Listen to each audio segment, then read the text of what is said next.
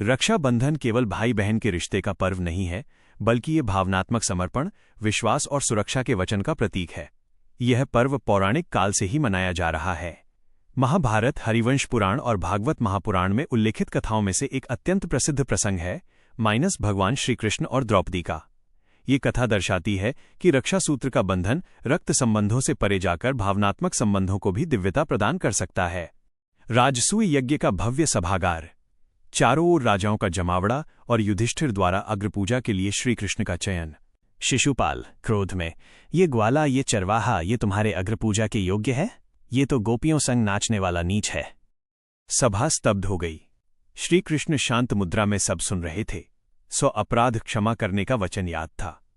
जब शिशुपाल का अपराध सीमा पार कर गया, श्रीकृष्ण ने सुदर्शन चक्र उठाया। कृष्ण गंभीर स्वर में, शिशुपाल, मैंने तुम्हारे अपराध क्षमा किए, पर अब धर्म की रक्षा के लिए तुम्हारा अंत आवश्यक है। सुदर्शन चक्र चल पड़ा। शिशुपाल का वध हुआ, लेकिन चक्र के तेज आघात से श्रीकृष्ण की अंगुली कट गई। रक्त टपकने लगा। संदर्भ: महाभारत सभा पर्व, अध्याय 44-45। सभा में द्रौपदी उपस्थित थीं। उन्होंने देखा कि श्रीकृष्ण की अंगुली से रक्त बह रहा है।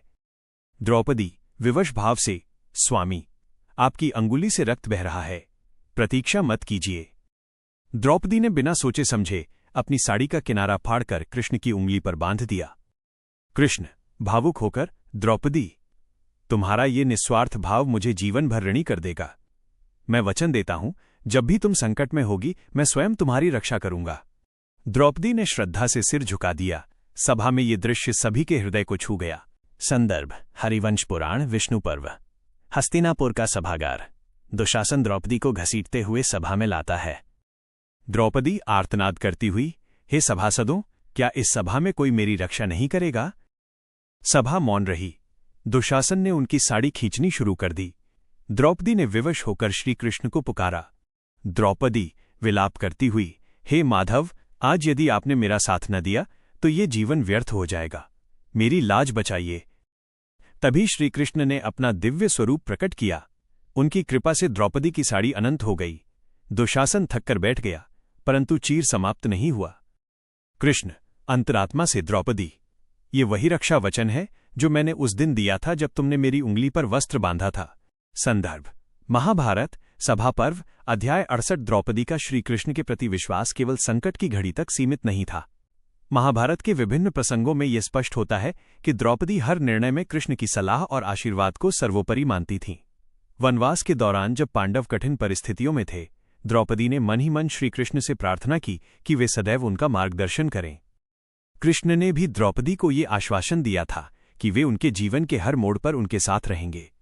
युद्ध से पहले जब द्रौपदी को अपने बच्चों और पांडवों की सुरक्षा की चिंता थी, तब कृष्ण ने उन्हें समझाया, द्रौपदी, विश्वास रखो, जब तक तुम्हारे हृदय में धर्म और सत्य की शक्ति है, कोई भी तुम्हें और तुम्हारे प्रियजनों को क्षति नहीं पहुंचा सकता। ये विश्वास ही द्रौपदी की सबसे बड़ी शक्ति बन गया। इस आध्यात्मिक बंधन ने द्रौपदी को न केवल कुरुसभा जैसे अपमानजनक प्रसंग में सहारा दिया, बल्कि पूरे महाभारत युद्ध के दौरान उनके मनोबल को भी बनाए रखा। संदर्भ: महाभारत वन पर्व, उद्योग पर्व। कृष्ण और द्रौपदी के बीच कोई रक्त संबंध नहीं था, फिर भी उनके बीच अटूट आत्मीयता और परस्पर सम्मान का बंधन था।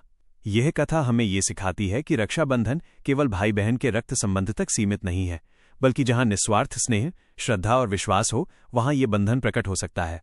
रक्षाबंधन का सूत्र हमें ये संदेश देता है कि संकट के समय रक्षा का वचन केवल औपचारिकता नहीं, बल्कि एक गहन दायित्व है।